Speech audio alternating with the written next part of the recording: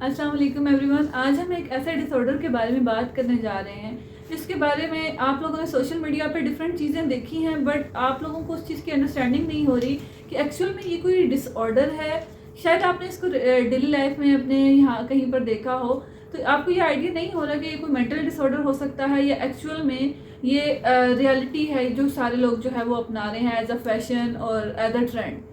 तो ऐसा है कि जैसे आप लोग देखते हैं कि डिफरेंट जो मेल्स हैं वो फीमेल्स की तरह वो मेकअप प्रोडक्ट्स को यूज़ कर रहे हैं। इसी तरीके से आप देख रहे हैं कि फीमेल्स जो हैं वो टॉम बॉयज़ बने हुए हैं, ठीक है। और मेल्स में यूजली आपको नज़र आ रहा है वो उन्होंने अपने बालों की ग्रोथ वैसी की हुई है मेकअप प्रोडक्ट्स का फुली मेकअप करके, और उसी तरीके से वो एक कैट वॉक की तरह मूव कर रहे हैं और आपको ये आइडिया नहीं हो रहा होता कि ये मेल है या फीमेल है। ज़्यादातर ये चीज़ें आपको टिकटॉक पे और मेकअप आर्टिस्ट में ये चीज़ें मिलेंगी जहाँ पर आप उसको आइडेंटिफाई नहीं कर पा रहे होते कि ये मेल है या फीमेल है। इस डिसऑर्डर को जो है वो जेंडर डिस्फोरिया कहा जाता है। जेंडर डिस्फोरिया क्या है कि डिस्फोरिया का मतलब है कि रिकग्निशन नहीं हो रही पर्सन को। जैसे अगर आप देखें तो बाय बर्थ आपका एक जेंडर होता है, या आप मेल होते हो या एक फीमेल होते हो, मीन्स कि आपको बाय बर्थ बताया जाता है कि बेबी बॉय हुआ है या बेबी गर्ल हुई है, ठीक है।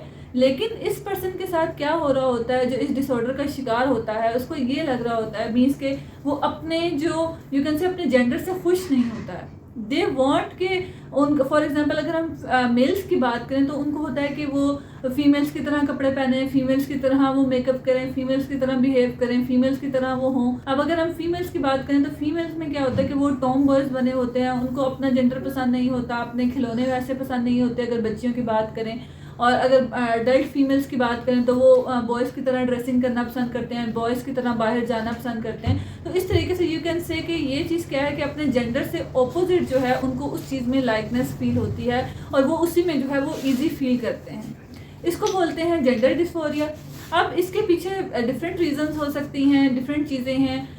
जैसे अगर हम बात करें जेनेटिक की, तो जब बच्चे की ग्रोथ हो रही होती है प्रेगनेंसी के दौरान, जब बच्चा वोम में होता है तो वहाँ पर जब माइंड की ब्रेन की डेवलपमेंट हो रही होती है तो वहाँ पर वो कन्फ्यूजन क्रिएट हो जाती है।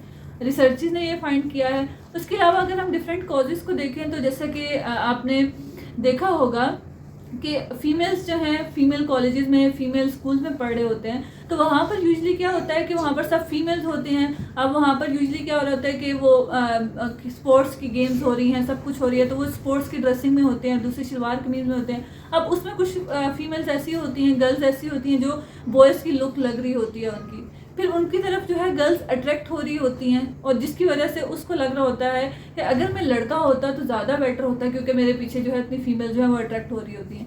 ऐसा केस मेरे पास आ चुका है जहाँ पर वो फीमेल, वो लड़की जो है आफ्टर द मैट्रिक, उसको ये था कि मैट्रिक तक वो स्पोर्ट्स में थी और उसके आगे पीछे फीमेल लड़कियाँ जो हैं फ्रेंड्स और ये वो घूमती थी और उसका नेम ले रही होती थी। तो उसके बाद क्या हुआ कि अब उसका ये केस था कि उसको था कि मुझे अपोजिट जेंडर की तरफ कोई अट्रैक्शन फील नहीं होती है, ठीक है। और इसके लिए फिर वो लोग यूजली क्या कर रहे होते हैं, हमसे ये एक कॉज है कि आप जब आप देखो कि अपने उसके पेरेंट्स को ज़रूरत थी यहाँ पर कि वो आइडेंटिफाई करते हैं कि क्या बच्ची जो है वो स्कूल में कर रही है, घर में उसका बिहेवियर कैसा है, क्योंकि वो टॉम बॉयज़ की फॉर्म में तो आ जाते हैं, कुछ अर्सा अच्छे लग रहे होते हैं, लेकिन उसके पीछे क्या लीड कर सकता है इशू वो आपको आइडिया नहीं हो रहा होता।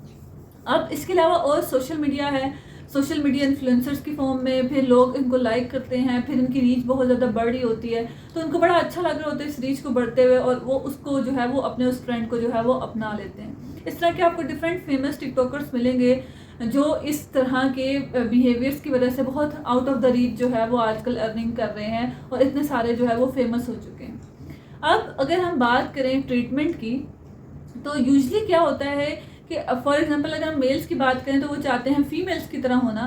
तो यूजली क्या होता है, जैसे कि आप लोग सेक्सुअल हार्मोन्स के बारे में जानते होंगे, टेस्टोस्टेरोन और एस्ट्रोजन। टेस्टोस्टेरोन जो है वो मेल हार्मोन है और एस्ट्रोजन जो है वो फीमेल हार्मोन है।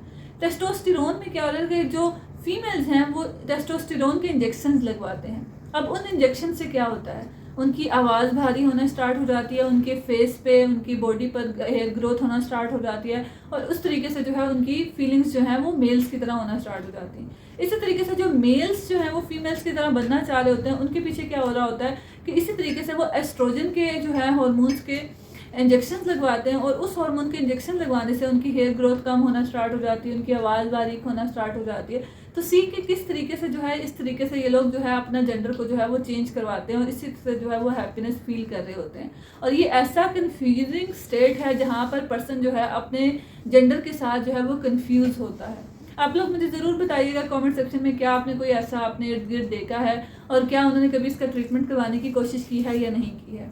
और अगर आपको इसके बारे में और मज़ीद जानना है तो आप परिज़ाद ड्रामा देख सकते हैं, जिसमें बबली का रोल जो है वो प्ले किया है सबूर अली ने। उन्होंने जो है एज अ जेंडर डिस्फोरिया को जो है उन्होंने थोड़ा बहुत उसमें बताया है। तो मिलते हैं नेक्स्ट वीडियो में। अल्लाह हाफ़िज़।